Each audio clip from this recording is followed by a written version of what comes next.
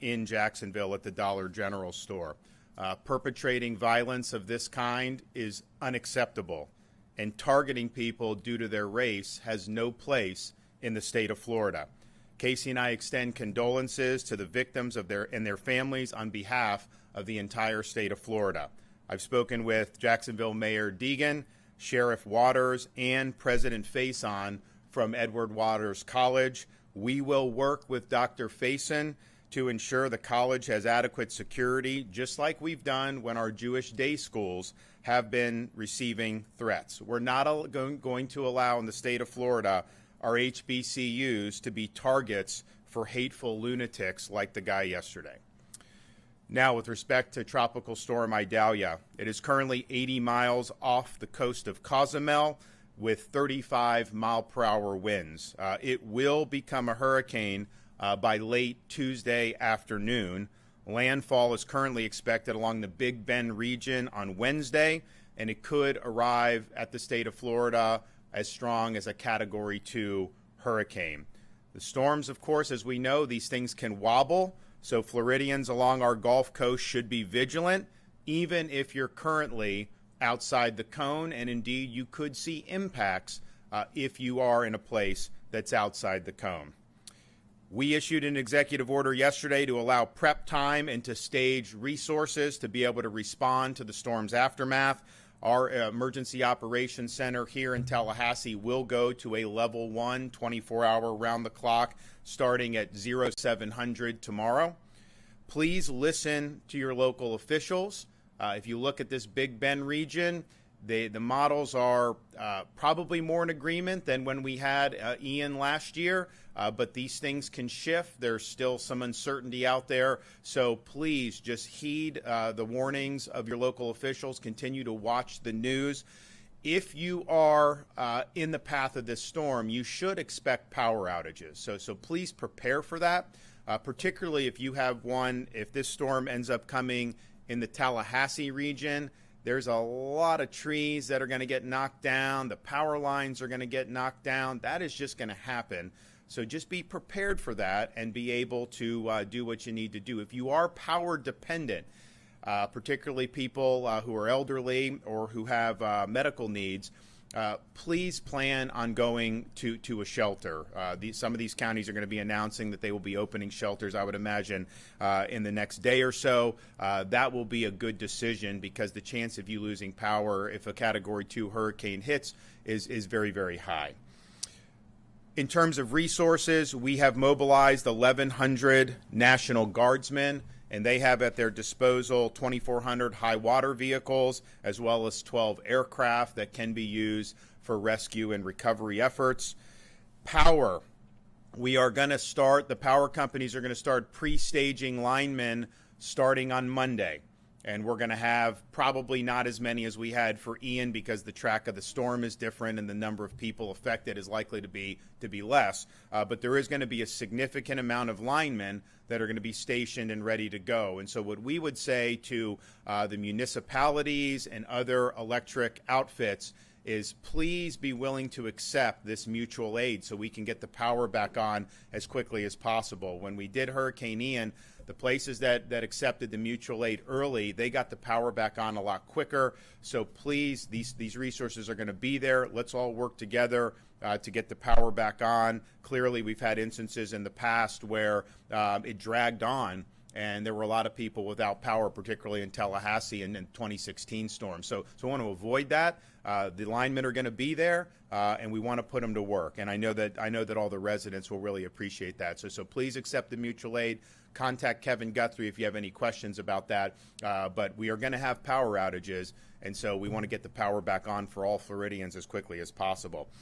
We are likely going to be staging the majority of our resources in Marion County and parts of North Florida, and that's going to just give us the flexibility in case the track changes to be able to mobilize the resources where they need to go. Florida Department of Transportation has now allowed expanded weight and size requirements for emergency transport, so they're going to be able to bring in more supplies on trucks than they otherwise would be. please just be vigilant and watch the Weather Channel, watch the news, listen to your local officials. We're going to continue to have briefings, as the days go on here. If you want to know how you can prepare, go to floridadisaster.org/get-a-plan, floridadisaster.org/get-a-plan. You have time to make the preparations. You're going to see on that website all the things that are recommended that you do. But I would say, again, if you are in the path of this storm, expect to lose power for a certain amount of time. And so just take whatever precautions are necessary as a result of that. I'm going to have Kevin Guthrie come up here and provide an update from the emergency management perspective. Thank you, Governor. Good afternoon, everyone. My name is Kevin Guthrie. I'm the Executive Director of the Florida Division of Emergency Management, and I want to begin by thanking Governor Ron DeSantis once again for his swift action in declaring an emergency order as we prepare for the impacts of Tropical Storm Idalia. But I also want to express to you how diligent our state emergency response team behind us has been working over the weekend to ensure that our communities are ready. The State Emergency Response Team is here in the EOC working tirelessly to be prepared for any direction that this storm may take, and I thank them for their continued hard work for Floridians. Additionally, the state has been made aware of a situation involving fuel contamination at gas stations serviced by the Port of Tampa. I want to ensure Floridians that we are coordinating here at the EOC with everyone from petroleum retailers to the ports themselves to ensure that the disruption will not be widespread or prolonged and that residents can have seamless access to fuel. At the direction of the governor, as he's already mentioned, we have already waived the size, weight, and hour restrictions for getting those necessary resources into the state and down to consumers as quickly and effectively as possible. FDACS has just released a statement related to this fuel contamination, and they are conducting investigations on how widespread the situation is, and what you can do in specific situations if you're impacted. If you think your car may be affected, please call the Florida Department of Agriculture Consumer Services Consumer Hotline at 1-800-435-7352 for English, and for Spanish, 1-800-352-9832. In July, the division and the Florida Association of Broadcasters brought together meteorologists from around the state to discuss hurricane forecasting and messaging. We're relying on you in this room to help us get that message out. I want to stress that every tropical storm, every hurricane is different, and this is no exception. We cannot gauge our ability to withstand future hurricanes based on prior experiences. This will not be Hurricane Hermine. This will not be Hurricane Ian. We need you to pay attention to what we're asking you to do. A few things that you should keep in mind. Do not focus on just the cone. The cone is where the eye could go, but those hurricane force winds and tropical storm force winds will extend far beyond what the cone represents. We will have storm surge warnings and watches in the coming days. Storm surge was the #1 cause of death in Hurricane Ian. You can evacuate by going tens of miles away, not hundreds. Just simply going to your nearest shelter will save your life. You utilize this time now to sit down with each and every member of your household and communicate your plan. Make a plan if you haven't done so, and make sure you focus on those household members or even your businesses. Things that you should consider. How will we receive our communications and warnings? What is our plan for shelter? What is our evacuation route? What is our internal family communication plan if we should get separated? How do I communicate with my employees? Are just some of the things that we would encourage you to do. The governor's already mentioned this, but additionally, medically dependent Floridians and those with access and functional needs can receive extra assistance during a disaster through the State Special Needs Registry. If you are not familiar with that, please go to floridadisaster.org. That's floridadisaster.org/SNR for Special Needs Registry. Once you have taken the time to make a plan, take a stock of you and your family's disaster supply kit. If you need additional information on your disaster supply kit, please go again to floridadisaster.org/kit. If you need items for your kit, we are in the middle of a tax holiday. So please make sure you take advantage of this first ever, Florida First, second iteration of the tax holiday. Supplies in the kit should be specific to the needs of your household, but for a model disaster supply kit, again, you can go to floridadisaster.org/kit. I've said this once, I'll say it again. If your kids do not eat canned tuna, don't buy them canned tuna. Please get them stuff that they're going to need, that they're going to eat, so that you take care of everybody in your household. Last that I want to talk about is know your home and know your zone. What do we mean by this? You need to understand what your home's ability is to withstand winds. We will see 90-mile-an-hour winds with this storm, perhaps even higher. So please know if your home can withstand those hurricane-force winds. The next thing you need to know is your evacuation zone. So many people that I talked to in Hurricane Ian do not know the difference between FEMA's flood zone and an evacuation zone. If you need to know where your evacuation zone is at, please go to your property appraiser's office, go to the website, and your evacuation zone will be listed there. You can also get to it through your local emergency management pages and, of course, floridadisaster.org. If you're ordered to evacuate, that order will come from local emergency management officials or maybe a local sheriff. If you are asked to evacuate, please do so. Again, we want to save lives. When it comes to your yard, if you can pick it up, put it up. If you cannot pick it up, make sure it's tied down so that those objects do not become missiles, if you will, into someone else's home. The State of Emergency Response Team will continue to coordinate, collaborate, and communicate with our county partners to ensure our state is ready to respond. And again, Governor, I want to just say thank you for all your leadership.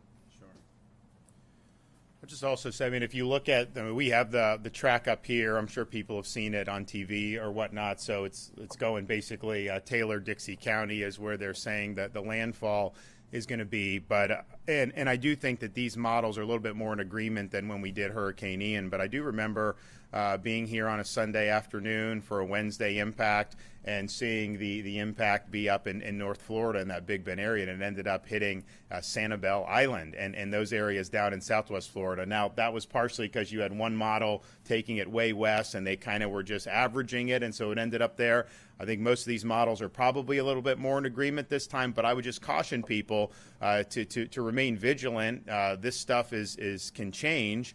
We've had storms hit outside the cone in recent years. We've had in Pensacola a couple years ago, outside the cone, they got massive flooding. So if you're in Tampa Bay, if you're in some of those areas, you absolutely could have major impacts. The fact that it's bent a little bit more south from where it was maybe this morning, the Hurricane Center thinks it very well may migrate back further west and be more in line with Tallahassee. So people here in Tallahassee, you're not out of the woods at all just because it moved a little bit to the east. So I would just say anybody on this Gulf Coast, certainly from Tampa all the way up to places like Bay County, you should absolutely be very vigilant right now.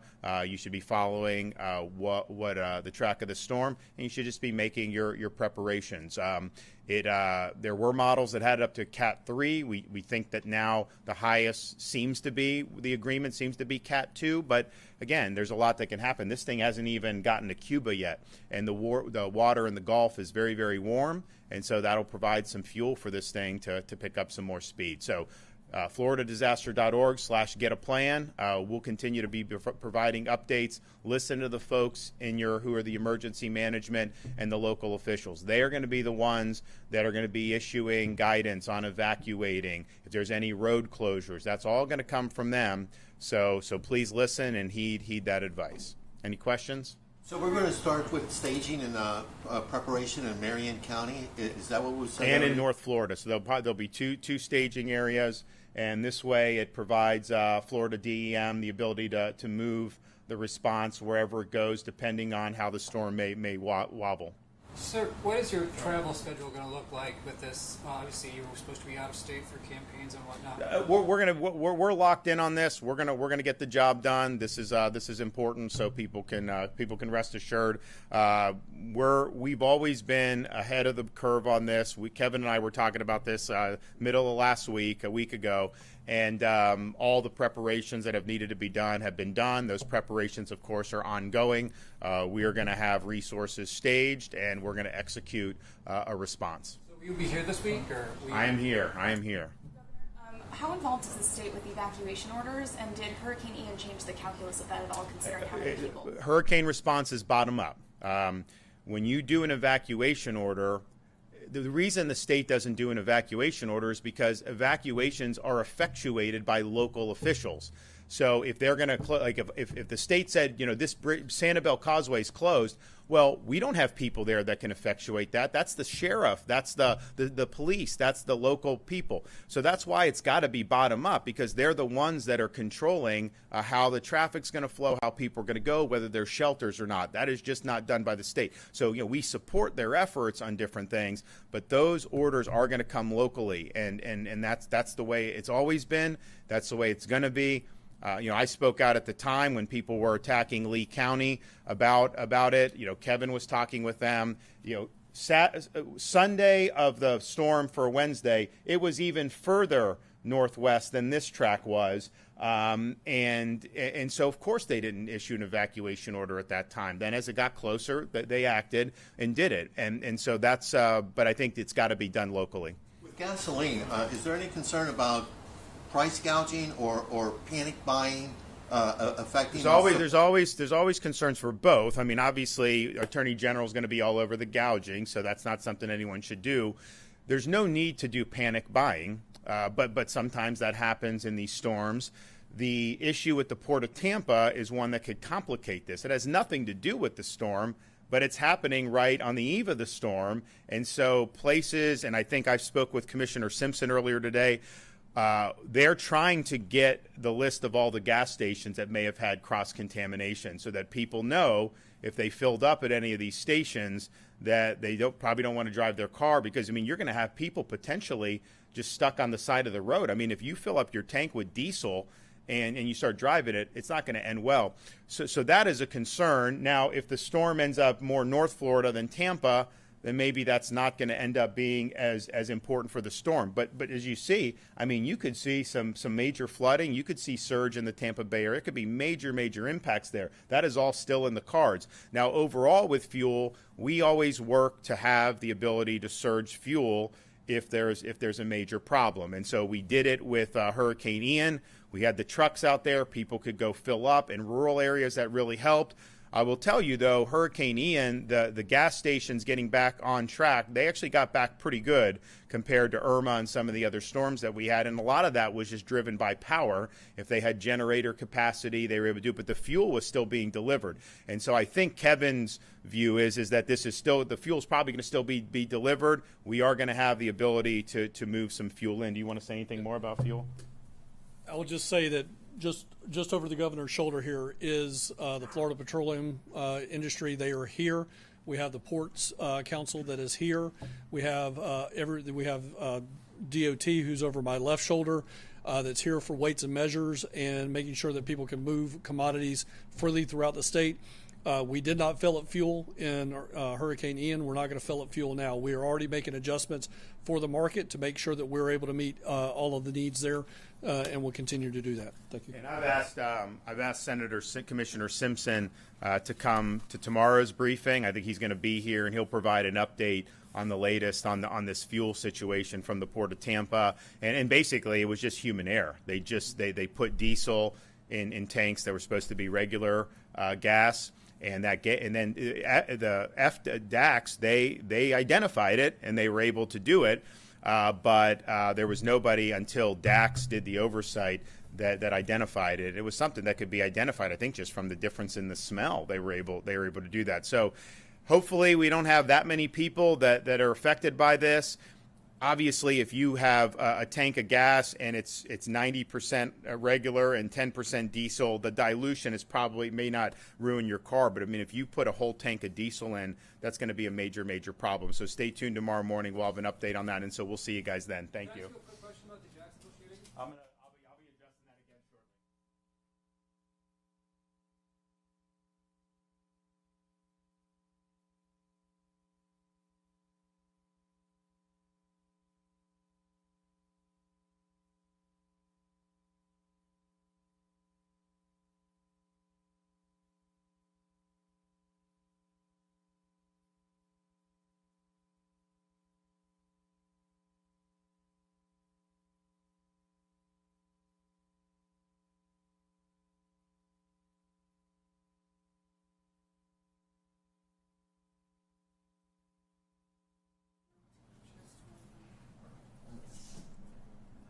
They good? Good night, satellite. Good night, captions from the State Emergency Operations Center in Tallahassee, Florida.